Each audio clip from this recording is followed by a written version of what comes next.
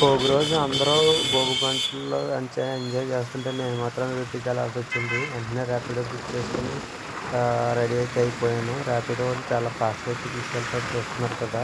విజయవాడలో కూడా భోగి మంటలైతే ఏస్తున్నారు. ఇదిగోనండి శుభ్రంగా పండగనైతే ఎంజాయ్ చేస్తున్నారు. ఇదిగో భోగి మంటలైతే బాగానే వేశారు విజయవాడలో కూడా. పెద్ద కనిపించవనుకున్నాను.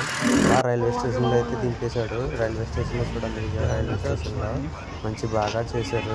ట్రైన్ బాగుంది. చాలా ట్రైన్ బాగుంది. బొమ్మ భలే ఒకటి, ఉంది. జింక బొమ్మ ఒకటి మంచి బాగున్నదండి రైల్వేది. నాకైతే బాగా నచ్చింది. అలా రైలు ఎక్కేసాను. రైలయితే గంటన్నర లేట్ వచ్చింది. శుభ్రంగా లోపలికెళ్ళేటప్పటికి జనరల్ టికెట్ తీసుకున్నానండి. జనరల్ టికెట్‌కి ఏయలేదనమాట. సో, అక్కడ ఫ్యామిలీ, పిల్లలు అందరూ చాలామంది ఎక్కారు. అందరూ గందరగోళంగా ఉంది రైల్వే కరెక్ట్‌గా లోపలికి వెళ్ళేది. అక్కడి నుంచయితే నేను కైట్లూరు వెళ్ళాను. కైట్లూరుకి వెళ్ళే దారిలో 3 ఇయర్స్ సర్ప్స్ అయితే జరిగిందండి. లొకేషన్‌లోనే పెద్దగా మంచి అయితే కొల్లేరు సర్ప్స్ అనమాట.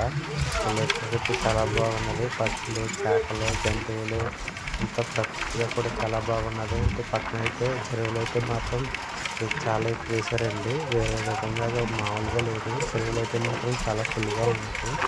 సో, మంచినీటి సోర్స్ అయితే బాగున్నదండి.